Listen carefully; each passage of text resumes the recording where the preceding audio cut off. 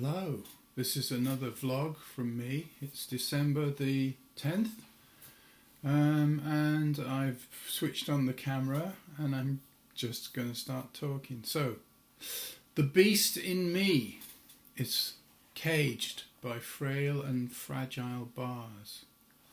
A song written by Nick Lowe from Brinsley Schwartz, English guitarist, singer, songwriter. For Johnny Cash, specifically with Johnny Cash in mind, has the refrain, God help the beast in me. And it's powerful, and we recognise it's powerful, especially sung in Johnny Cash's gravelly voice. It took Nick Lowe about 12 years to finish it, with encouragement from Johnny Cash. They knew each other, they were sort of friends. And, you know, we know that Johnny Cash was a self-destructive kind of character, and he drank too much, he maybe took drugs, I'm not sure. But anyway, very charismatic man, and as time has gone on, it emerges what an icon he was to a lot of people he would think were too modern and too cool to have even heard of Johnny Cash. But it's a fact. Lots of people have him as a hero, as an inspiration. The sun has just come out. The sun is hitting the house next to me, which is painted in a kind of ochre, very typical of Norwegian wooden houses, and it's absolutely glowing. Should I flick this around and show it? Yes, there we go. Okay, this is a kitchen vlog. So yesterday I took a trip to a part of Oslo that's not really Oslo. Oslo sits at the top of the kind of apex of a fjord. But sticking into this fjord is a great fang of land. Actually, it looks more like that. Called Nesoddtangen, or Nesodden for the whole area. And a good friend of mine who's a musician, a composer, a professional composer and artist, has moved there with his partner, good friend, who has kind of debilitating disease. I'm not sure whether it's motor neuron disease. He has something like that. She has something like that. Anyway, they've moved there, out of the city, and it's a bit of a schlep to get there. You have to go into central Oslo, go to Aker Brygge, which is the tourist kind of quayside full of restaurants, take a boat. About 20 minutes later you land on the Tangen of Nesodden, the Nesoddtangen, which I guess is where we get tangent from or something. And then there's about a 45-minute bus ride. And it is really close to Oslo city centre, and it's really different. There are wildcats there, gauper, lynxes, and it's a rocky peninsula full of trees and with many dark and gloomy ponds and lots of isolated houses. It has an atmosphere. That's where I was yesterday. They have regretted moving there because they're in an apartment on the ground floor, and the people above, who don't do anything wrong actually, are starting to drive my friend and his partner insane just by walking about, by the constant treading around above them at certain frequencies which apparently just get right on your nerves. I have a neighbour underneath. She has dogs that bark. The minute she walks out of the flat, they bark, they bark, they bark, they bark. And she herself is a very difficult character who is very much against me playing music of any kind. Dogs versus YouTubing, yeah. Anyway, so I was reflecting today. I was feeling a bit disgruntled and so on, and I find myself very much linked to my feelings about myself, my general kind of demeanour, my attitude to the world and everything like that is quite clearly linked to what's going on my YouTube, my Patreon, my Instagram, whatever. if I'm getting sort of a reasonable amount of attention, of views and a few comments and a few likes, then I'm happy. And then I can get on with producing music and poetry, almost for its own sake. And I want to not actually care how many views I get, but I do care. Everyone does. And it's a sort of, I realise it's a sort of hunger. And it's not the beast in me, but it's the something in me. And there's something in all of us. We're driven, aren't we? We want something. I mean, who would have predicted that in this modern era, we would all be hooked on information to the extent where you can't avoid seeing people staring at their phones almost all day, either playing games, reading vlogs, watching YouTube shorts, texting their friends. Who knows? I spend a lot of time watching YouTube videos of music which I was either too young or not even born to be able to listen to when it was around, or I just never saw it, and I go down these rabbit holes of exploring. I've recently been looking at not Leonard Bernstein, Irving Berlin. Yes, Irving Berlin. Following up on having heard the tune in the background, Putting on the Ritz, which I absolutely love because of the choppy and confusing 5/4 time rhythm. If you're blue and you don't know just where to go, why don't you go down to where Harlem sits, putting on the Ritz, something like that. And of course it's in the film Young Frankenstein, an hilarious scene where Frankenstein's monster sings the refrain. Anyway, yeah, what a character, Irving Berlin. And I've lost my thread. What was I talking about? Yeah. Oh yeah, so a hunger. We have a hunger for this. Given that we have shelter, food, water, drink, some sort of companionship, friends, we still seem to have this driving hunger for things. And I was thinking, well, where does that come from? When we're babies, we're born babies, we move towards food. We cry and scream for milk. We need to be near our mother. And that's an absolute need. God knows what it's like to not have a mother as a baby. Horrible thought. But there are many people like that. And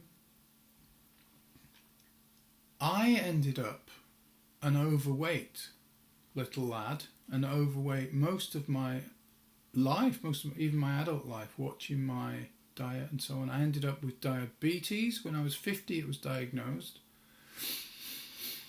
And for those who don't have diabetes, or don't know anything about diabetes, I didn't know I had it, but I found that every evening after eating, I'd come home from work, I'd eat, and then I would more or less fall asleep. And if I didn't fall asleep, I would feel so weary that I would start to make up excuses for not going to things, not attending social things. Lies, really.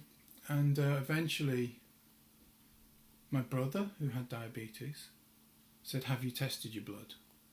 So I went to have it tested, and I got it, and for sure I had it, and immediately was put on medication. So that's been years now of trying to manage the thing. And in the last 2 years, I've been on a new medication called Ozempic, which has dropped my weight to the weight of a normal person. So I'm not overweight at all anymore. And that's taken some getting used to. Sitting on chairs, I feel like I've got a very bony bum these days, and I get very cold where normally my layers of fat would have kept me warm. So if you look at postings on my YouTube, you'll see videos from 2 or 3 years ago, or a little bit earlier, where I look like I've been slightly inflated compared to how I look now. Yeah, diabetes. Very, very common disease, but kind of not talked about much. So hunger, yeah. I have a hunger for something, because I can, if I'm not careful, spend an awful lot of the day watching YouTube, following trails of kind of personal research about people, about music theory, about characters, actors, not politicians actually, political figures, shall we say, that kind of thing. yeah, absolute hunger for information. I suppose if I were more on the level of I'm trying to get enough money together to pay for where the next meal comes from and trying to stay warm to be able to pay the heating bills, I would have much less interest in this information-based diet that I seem to be on now. Anyway, to come to the point, in the last few days, I feel like the quality of the music that I put out needs to go up, and I absolutely need to write better tunes. I think my lyrics are really good. Let's be honest, they are just really good. But the rest of it, the kind of confidence which I play the guitar, the originality of the melodies and harmony, I need more. I need it to be better. And I need that as well as getting that acknowledged by people viewing this stuff on these various platforms and going, wow, yeah, this is great. Yeah, more views, more likes. That's what I want. Yeah, it's a first world problem, isn't it? Anyway, the other thing I wanted to talk about was one of the other things I do, which is visible on social media, is I repair guitars or fix up or restore or improve guitars, both acoustic and electric. And I have found that I have an increasing appetite for older and older guitars. So I'm now dreaming of something like a Baroque guitar, really, 200, 300 years old, to play with. The oldest thing I fixed up is a 100-year-old Spanish guitar, and that's been great fun. All low-cost stuff. It has to be low-cost, otherwise it's just not satisfying at all. And talking of low cost, I've recently sold or done the handshake to sell my Les Paul Goldtop, a reissue of a 1957 Goldtop Les Paul, and that's going to go for about £3,500. And I'm glad to see the back of it because it's too perfect. It's too expensive, so I don't use it. It stays in its case. I have the most fun, more or less the most fun from the cheapest guitars I have. Well, this is about my psychology, isn't it? My personality. We all have a different personality. I remember explaining this recently about, this Goldtop. Somebody was like over the moon having seen it and played it and tried it. Was like, you should never sell it. This is the holy grail of guitars. And I'm like, it's no good to me. And I explained that things that are too perfect, that are not already scratched up, that are not cheap or something, I'm unable to use. And his eyes just glazed over as he kind of internalized this information. He's not like that. We're all different. Anyway, to cut a long story short, I've bought a guitar project from an Oslo suburb, and I've put out one video about the journey to go and buy it, and so far I haven't revealed the identity of it, but it is an arch top made out of very nice wood, flamed maple, solid plates of the guitar, flamed maple, very nicely grained, quarter sawn spruce, and I'm excited about it. But since I got it, it's been hanging up in my studio, and haven't touched it yet, and I don't know why. So there's a puzzle. But I have been giving it some thought. And one of the things is it's actually been taken down to bare wood, and it's beautifully smoothly finished, but it's blonde wood with no finish at all. So you can't handle it because it's going to get dirt. The actual wood is going to get dirty if you do, and that's the last thing you want.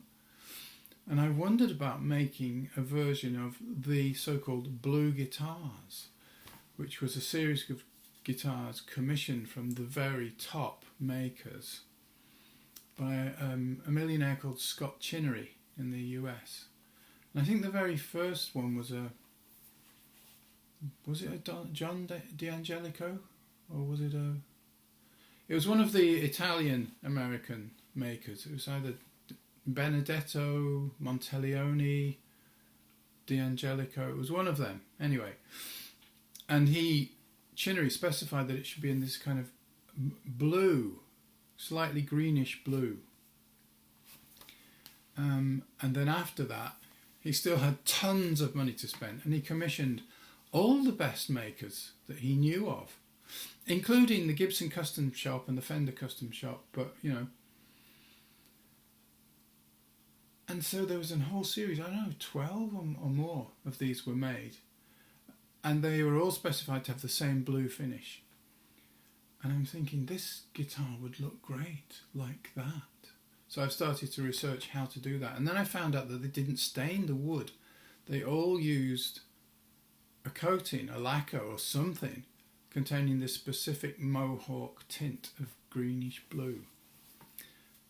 And I'm wondering about that. So I think that after I've done this vlog, the next video I make will probably be part 2 about this guitar project for Christmas. Thinking about the finish, and I may actually stick on a random bridge and just hear what it sounds like played acoustically, and reveal what it is too. This is a very rambly vlog, but it's quite long, 16 minutes. Okay, I think I'm going to wind it up there and wish you all a happy Christmas, or whatever it is you're going to celebrate at this time of year. And thank you for watching. Goodbye.